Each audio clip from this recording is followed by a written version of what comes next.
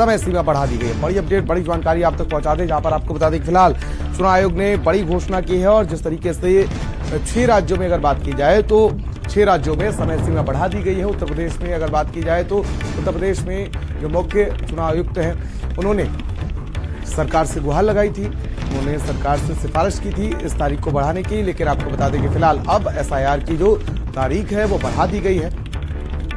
तो 6 राज्यों में, 12 राज्यों में जो एसआईआर हो रहा है उसमें 6 राज्यों में एसआईआर की समय सीमा बढ़ा दी गई है। बड़ी अपडेट, बड़ी जानकारी आप तक पहुंचा दें, यहाँ पर चुनाव आयोग ने एसआईआर की समय सीमा बढ़ाई है। तो यूपी समेत 6 राज्यों में समय सीमा बढ़ा दी गई है। बड़ी खबर, बड़ी जानकारी आप तक पहुंचा दें, जहां पर 31 दिसंबर तक चलेगी एसआईआर की प्रक्रिया। तो बड़ी खबर, ये पूरा साल है आपके पास। तो वहीं तमिलनाडु, गुजरात में 19 दिसंबर तक की समय सीमा की गई है। 6 राज्यों में एसआईआर की समय सीमा बढ़ा दी गई है।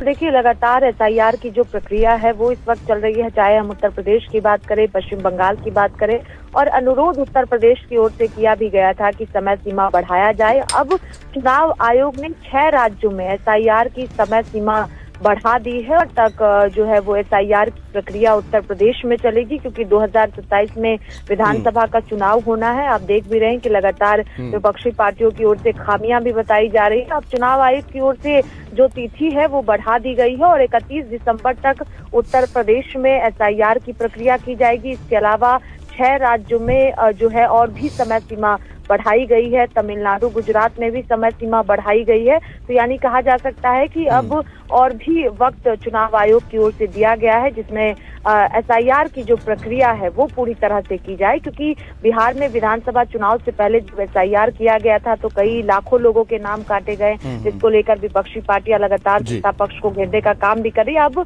उत्तर प्रदेश समेत 6 राज्यों में समय सीमा एसआईआर की बढ़ा दी गई है। बहुत बहुत शुक्रिया हमारे साथ जुड़ने के लिए, तमाम जानकारी साझा